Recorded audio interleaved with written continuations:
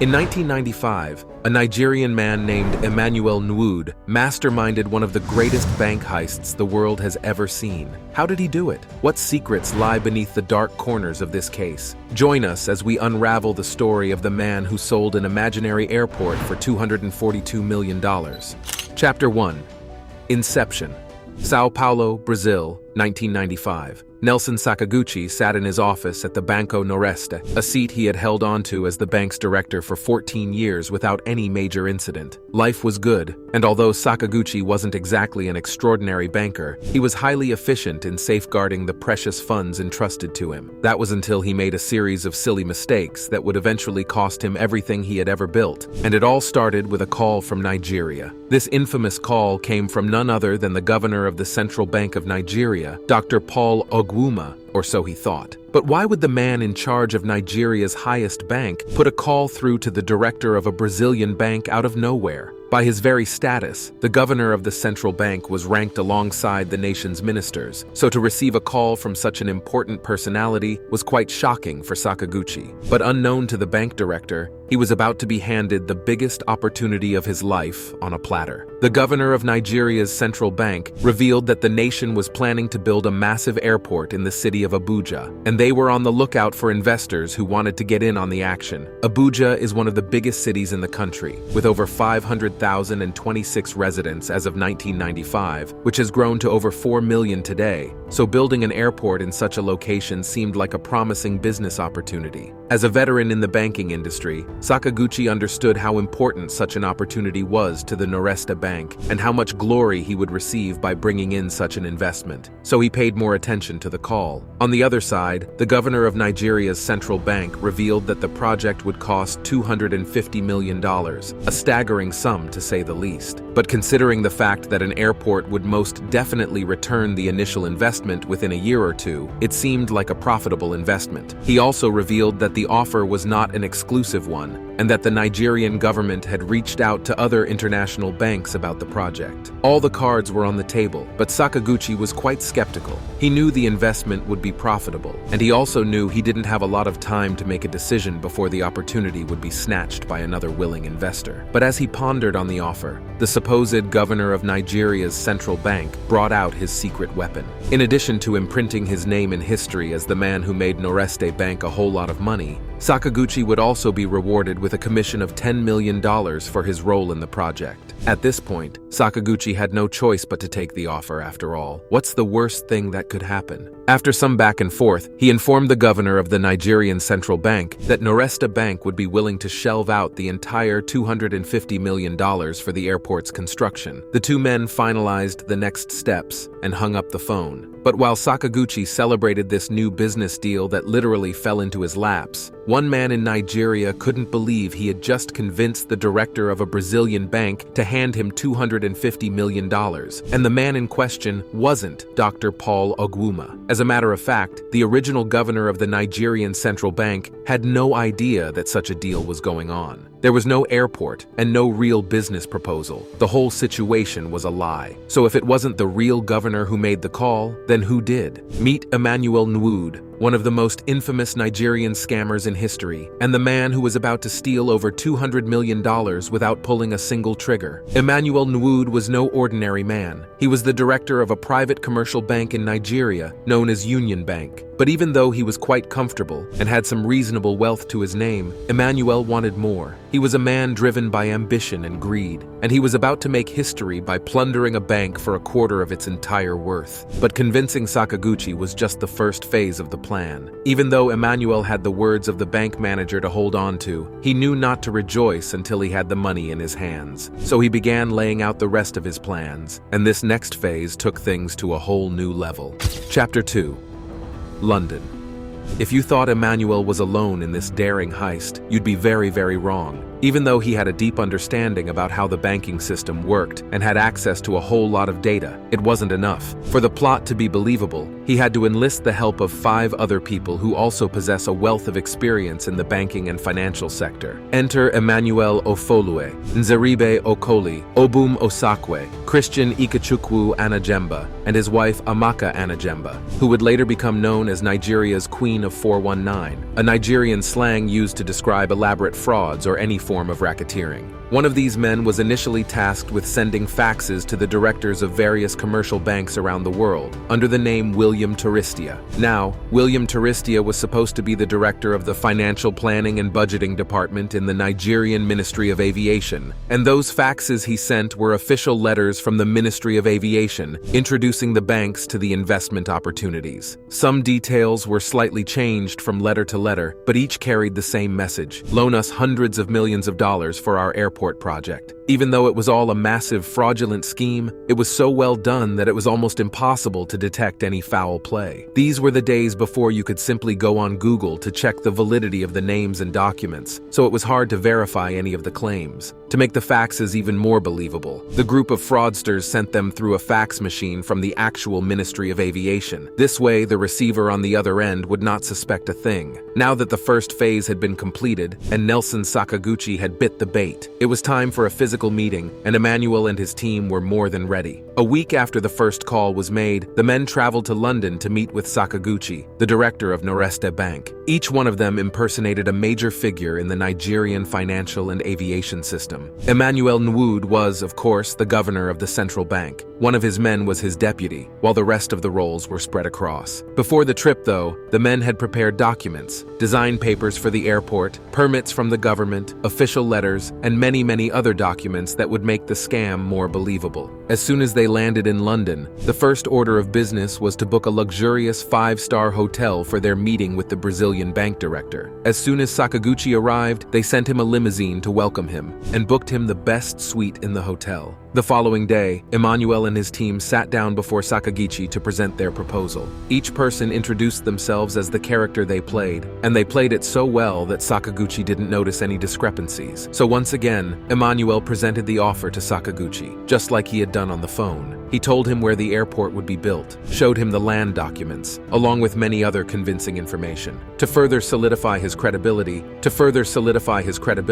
Emmanuel Nwude even presented a photograph with the then president of Nigeria, along with other important personalities. By the time Sakaguchi checked through the presented documents thoroughly, he had not even an iota of doubt about the proposal. But this is where things got a little tricky. After presenting all the details of the project, Emmanuel told the Brazilian bank manager that the project would have to be on hush-hush for the meantime, so he had to keep the meeting and the whole project a secret. This was because the airport construction wasn't expected to start until 4 or 5 years, and he didn't want the public to get wind of it yet. At this point, Sakaguchi then told Emmanuel that the bank would send the money as soon as the government was ready to start work on the project. But Emmanuel wasn't having that. He managed to convince Sakaguchi that they would need the $250 million as soon as possible, so they could begin to hire construction companies and provide the tools and materials needed for the project. By now, Sakaguchi was already second-guessing himself. The whole scheme seemed too good to be true, and he was beginning to suspect that something was wrong. But the whole thing was so professionally done that Sakaguchi couldn't even put his mind on what exactly didn't add up. Seeing that the Brazilian bank manager was second-guessing himself, Emmanuel introduced another tactic by creating a sense of urgency. He informed Sakaguchi that the offer wouldn't be on the table for so long, and that other banks were dying to get their hands on such an opportunity. The capital city of Nigeria had just been moved from the nation's commercial hub Lagos to Abuja just 4 months prior, and the Nigerian government was looking to invest as much as possible in the new capital. Emmanuel also reminded Sakaguchi about the $10 million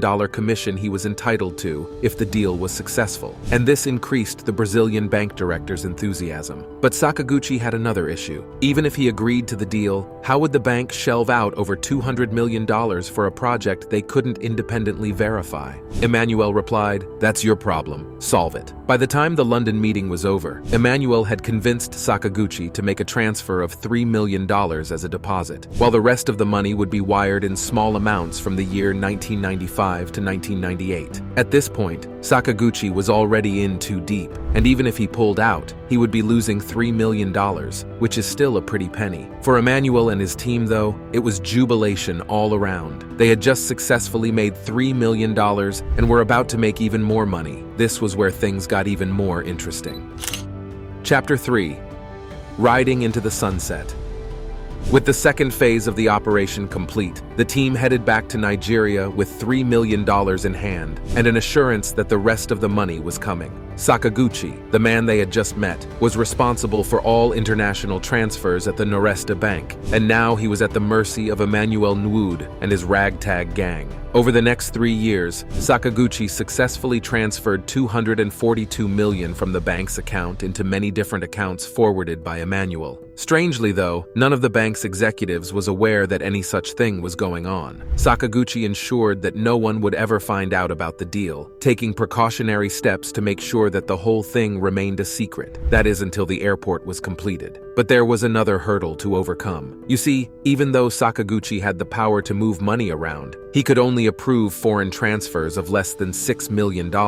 Anything higher than that would require the board's approval. The solution to this was very simple. Sakaguchi was required to make the transfers in small amounts to avoid raising suspicions. The transfers were also made to several banks scattered around several countries, and Sakaguchi himself helped open many of these banks where the money was stashed. From banks in America to Britain, even to Swiss banks, the funds were spread through a network of bank accounts controlled by Emmanuel and his people. At least 17 banks were used in this operation, and the money continued to pile up until 1998. All this while, Emmanuel's team fed Sakaguchi with false documents and pictures about the project's development, and he swallowed it hook, line, and sinker. With the money they got, Emmanuel and his men bought real estate in Nigeria and also in different parts of the world. They opened new businesses, bought shares in companies, and continued living a lavish lifestyle back in Nigeria. But this romanticized crime story would not go unnoticed forever. In 1998, Emmanuel Nwude and his team got the biggest shock of their lives.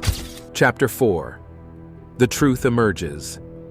In the dark underbelly of the criminal world, many fraudsters have emerged throughout history. From Charles Ponzi and his infamous 1920 scheme to the Charles Keaton case of 1989, financial frauds have been a part of civilization since time immemorial. But one common theme that persists in every one of these cases is that eventually, no one ever gets away with it. And even though Emmanuel and his friends had succeeded in keeping the fraud under the wraps for 3 years, their secret dealings were about to be exposed to the whole world. It all started in 1998, when Santander Bank, the biggest bank in Spain, showed interest in acquiring the Brazilian Noresta Bank. Of course, buying a bank as big as Noresta Banco would require a long process. As part of the acquisition process, the board of Santander Bank were required to evaluate the Brazilian bank's assets and documents. And that was when they discovered that something had gone horribly wrong. A third of the bank's assets was missing, and the director couldn't explain the mysterious disappearance. This was a man who had served the bank diligently for 14 years, so they had no reasons to doubt him. But the bank needed to get to the root of the matter, so an investigative committee was put together. And it was then that Sakaguchi revealed how he had been approached by the Nigerian government, and how the missing money was all the way on the other side of the world. The next hurdle was figuring out how to convince the Nigerian government to hand over the perpetrators and the lost funds. This was where things got quite tricky. You see,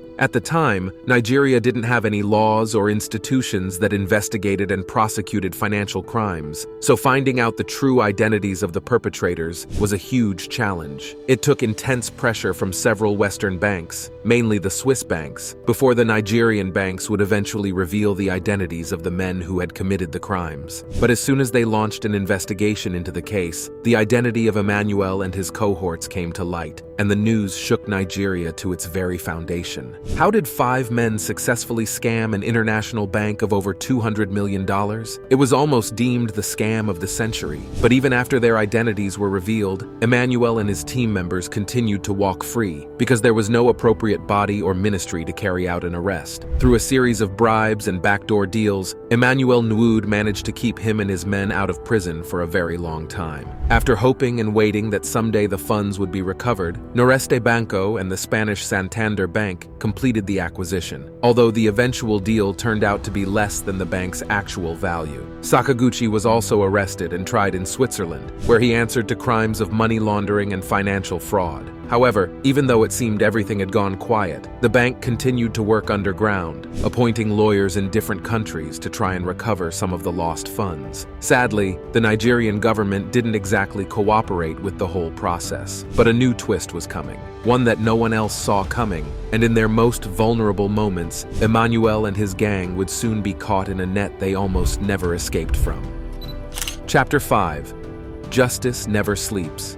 Nigeria, 2002. The African nation had just transitioned into democratic rule, and from the look of things, the government was having a hard time keeping everything together. Corruption was at an all-time high, and many financial crimes had gone unpunished. This absence of justice emboldened many to seek the life of crime, from the common man to the people in the upper echelons of society. But one day, the then president of Nigeria, Chief Olusegun Obasanjo, decided he had had enough of the escalation in financial fraud that had become a part of the nation's culture. To combat this growing crisis, Obasanjo established an agency known as the Economic and Financial Crimes Commission, or EFCC. Formed in the year 2002, the EFCC was tasked with investigating and prosecuting all financial crimes, and you could guess who their first target was. That's right, Emmanuel Nwude and his gang of fraudsters. With new laws in place empowering the EFCC to do their job, and by February 2004, Emmanuel Nwude, Amaka Anajemba,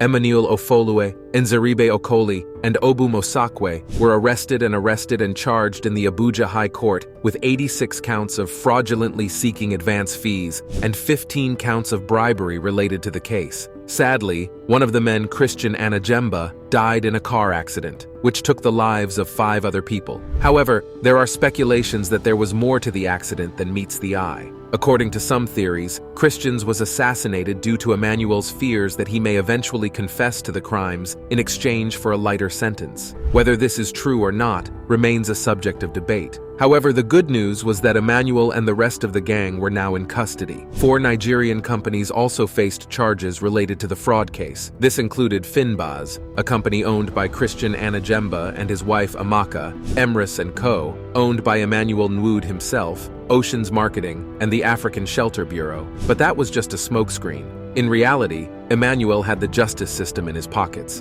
and even though he was warned against bribing, he did it anyway. With money in their pockets, many of the jurors couldn't speak against Emmanuel. Soon, the judge in charge of the case realized that the whole affair was out of his control, so he transferred the case to the city of Lagos, where the crime had actually taken place. It was a well-publicized scandal, and everyone paid attention to the proceedings. From the Nigerian people themselves to the international community, everyone was curious to see how the whole thing would play out. With the case transferred to Lagos, Emmanuel tried to reach out to the head of the EFCC and even attempted to bribe him, but this bribery attempt failed and further compounded his legal problems with a newly added charge of attempted bribery. At this point in the story, it seemed as though the man had exhausted all his options, but there were still many tricks up his sleeves, and he wasn't afraid to resort to violence to get his way. On 14th September 2005, as the trial proceedings continued, a warning arrived that the courtroom was rigged with a bomb and the whole place erupted in chaos. Everyone scrambled to get out of the premises alive, and the case was postponed for several hours. As it would later turn out, there was never a bomb, and the whole threat was fake. After the Special Forces unit examined the building, they found no bomb, and the legal proceedings continued. Although it was never confirmed whether Emmanuel or any of his men had anything to do with the bomb scare, the signs were too clear to be ignored. With the trial back in full gear, the officials tried to reach a compromise with Emmanuel. They made him an offer to return part of the money in exchange for a reduced sentence. In response to the offer, Emmanuel told the officials that he was ready to return just $10 million, but they were not ready to accept anything less than $80 million. The man wasn't ready to cooperate, and so the case went to proper trial. In case you're wondering why Emmanuel didn't take the offer, it was because he had so much confidence in his network of influence. You see, he had bribed so many people that he believed the case would definitely turn in his favor. Unknown to him, though, the investigators also had a pretty neat trick up their sleeves. Enter Nelson Sakaguchi, the Brazilian bank director whose whole life and career was destroyed by the fraudulent scheme. The investigators brought Sakaguchi all the way to Lagos because his testimony would be damning for Emmanuel and his crew. And as soon as the gang saw Sakaguchi take the stand, they knew this was the end of the road. The Brazilian bank director narrated the whole ordeal and identified Emmanuel and his gang as the perpetrators of the crime with photographic evidence and other documents to prove. As soon as Sakaguchi's testimony was heard, Emmanuel pulled the investigators back to the drawing table. He was ready to pay the $80 million, but the officials had shifted the playing field. Instead, they demanded $120 million in cash and properties, which would be returned to the owners, as well as a $10 million fine to be paid to the Nigerian government. Emmanuel realized that he was in a fix at this point, so he decided to play their little game and returned the $120 million. He also bagged a 25-year prison sentence, and he along with his gang members were made to pay for their crimes. Their assets were frozen, their companies seized, and it seemed as though everything they worked so hard to build was crashing down right before their eyes. But as always, Emmanuel had a couple of tricks up his sleeves, and even though it looked like the case was over, he was just getting started. Before we go on with the rest of the video, here's our subscribers' pick for today. As we explore the captivating story of Emmanuel Nwude, the man who sold an imaginary airport for $242 million, we shine the light on a man who shocked the world with the scale of his criminal activities. His story has been told many times, and each time, the details of the case continue to astound and even confuse us. How did one man, along with his 5 friends, plunder an international bank? How did Nelson Sakaguchi, the Brazilian bank manager, fall for such a blatant scam? And the most important question, would you agree that justice was served in this case? Share your thoughts with us in the comments down below. Now let's get back to the video. The final chapter. Where are they now? As he walked out of prison in 2006, his sight was set on taking back the assets and funds the government had forced him to release. His first order of business was taking the Nigerian government to court for taking more than he had bargained for. According to Emmanuel, the authorities had seized both properties he acquired from the stolen money and those he had before the whole operation began. All in all, he was able to recover $52 million in properties, thanks to countless bribes and dark alley deals with relevant authorities. He remained free for many years, living a life of prosperity and abundance. But trouble was never far from Emmanuel. In 2016, he was arrested again, but this time it wasn't a scam case, but a murder case. Apparently, he was involved in a land scuffle back in his hometown in Anambra, and he sent about 200 of his henchmen to cause chaos in the region. This brutal attack led to the death of a security guard, and countless policemen were left with serious injuries. Emmanuel found himself in trouble with the law again, as he stood for 27 charges ranging from conspiracy to commit murder to terrorism. He was eventually released on bail on December 8, 2016, and he never served time for his involvement in the alleged crime.